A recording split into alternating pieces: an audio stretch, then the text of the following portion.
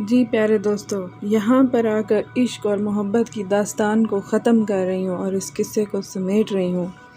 کہ حج کی قبولیت کا ایک راز، ایک روح پرور واقعہ۔ حضرت شقیق بلخی رحمۃ اللہ علیہ۔ حضرت شقیق بلخی بہت بڑے اولیاء کرام۔ بلخ افغانستان کا شہر ہے اور انہوں نے اعلان کیا کہ میں بھی اس سال حج کروں گا۔ پورے علاقے میں بہت شور بپا ہوا کہ حج پر جب حاجی جانے کی تیاریاں کرنے لگے کہ حضرت شقیق بلخی بھی اس بار ساتھ جا رہے ہیں۔ ہر بندہ ان کو مبارکباد پیش کر رہا ہے، ہر بندہ خوش ہے اور تمام حجاج کرام دل میں فخر محسوس کر رہے ہیں کہ اتنی بڑی روحانی ہستی ہمارے ساتھ اس سال حج پر تشریف لے جا رہے ہیں۔ جب دن قریب آئے تو حضرت شقیق بلخی نے حج پر جانے کا ارادہ منتقل کر دیا۔ بہت ساری باتیں ہوئیں، بہت ساری طنز ہوئی، بہت سارا لوگوں کا اعتراض کھڑا ہوا۔ کچھ نے کہا کاروبار میں پیسہ لگا دیا ہوگا، کچھ نے کہا کوئی جگہ خرید لی ہوگی، کچھ نے کہا ارادہ رہ گیا ہوگا، لالچ آ گیا ہوگا۔ حجاج کرام کے قافلے جانے کی تیاریوں میں لگ گئے، یہاں تک کہ حجاج کرام حج پر پہنچ گئے اور اس قافلے میں اس دور کے ایک ولی اللہ بھی اس قافلے میں موجود تھے۔ جب انہوں نے حج کا فریضہ انجام دیا اور تھوڑی دیر کے لیے لیٹے ہی تھے کہ ان کو خواب میں آیا کہ اس سال حضرت شقیق بلخی رحمۃ اللہ علیہ کی وجہ سے تمام حجاج کرام کا حج قبول ہوا ہے۔ جیسے ہی ان کی آنکھ کھلی تو ان کو یاد آیا کہ حضرت شقیق بلخی تو تشریف لائے ہی نہیں۔ پھر سوچا کہ ان کو تلاش کرتا ہوں، ممکن ہے کہ انہوں نے کہیں دوبارہ آنے کا ارادہ کر لیا ہو اور تشریف لے آئے ہوں۔ لیکن جب ساری چھان بین کرنے کے بعد معلوم ہوا کہ وہ تشریف نہیں لائے تو ان کو بہت زیادہ حیرت ہوئی اور ان کی حیرت اور بھی زیادہ بڑھ گئی کہ آخر اس میں راز کیا پوشیدہ ہے۔ جب حج کا مکمل ہوا، فریضہ ادا کرنے کے بعد تمام حجاج کرام واپس افغانستان تشریف لے جانے لگے۔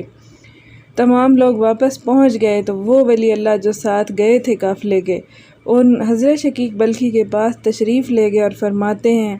آپ نے ایسا کون سا عمل کیا کہ جس کی وجہ سے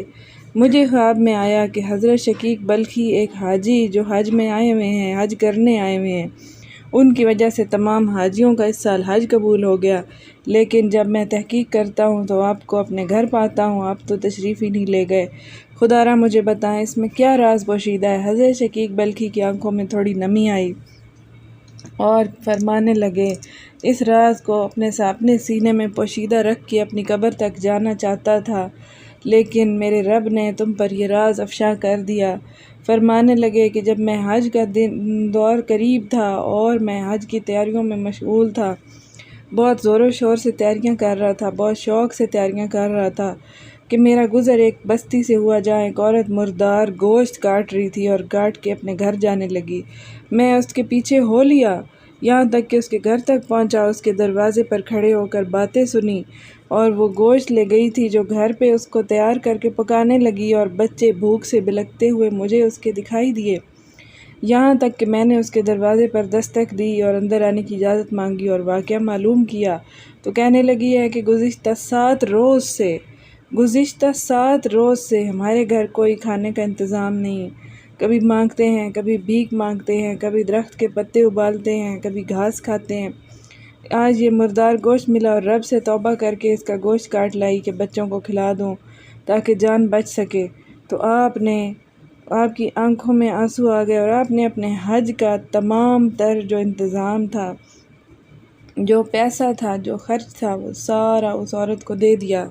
اور خالی ہاتھ گھر لوٹ گئے اور اعلان کر دیا کہ میں اس سال حج پہ نہیں جاؤں گا۔ تو وہ جو ولی اللہ جو حج کر کے واپس آئے تھے، وہ حضرت شقیق بلخی کے سامنے بیٹھ گئے اور فرمانے لگے کہ اے استاد محترم، آپ کے یہ عمل آپ کا رب کو اتنا پسند آیا ہے اور آپ کے اس عمل کے حجاز مقدس میں، مکہ میں اتنے چرچے ہیں کہ میرے رب نے مجھے بشارت دی کہ شقیق بلخی جو حاجی ہے تو اس کی وجہ سے سب کا حج قبول ہوا، لہٰذا میں نے آپ کو طواف کرتے ہوئے دیکھا، کبھی آپ کو منی میں کبھی قیام کرتے دیکھا، کبھی پتھر مارتے، کبھی کنکری مارتے، کبھی زمزم پیتے دیکھا، مطلب گویا کہ آپ کو میں نے سارے ارکان حج ادا کرتے ہوئے دیکھا، یہاں تک کہ مجھے خواب میں اشارہ بھی ہوا کہ یہ جو حاجی آیا ہوا ہے اس کی وجہ سے سب کے حج ہو گئے۔ تو یہ ہے خدمت خلق کا نتیجہ اور اصل روح دعا کی عبادت کی قبولیت۔ کچھ سیکھا ہوگا۔ میرا پروردگار مجھے اور آپ کو سامعین گرامی سننے اور دیکھنے والوں کو ان تعلیمات پر عمل کرنے کی توفیق عطا فرمائے، آمین۔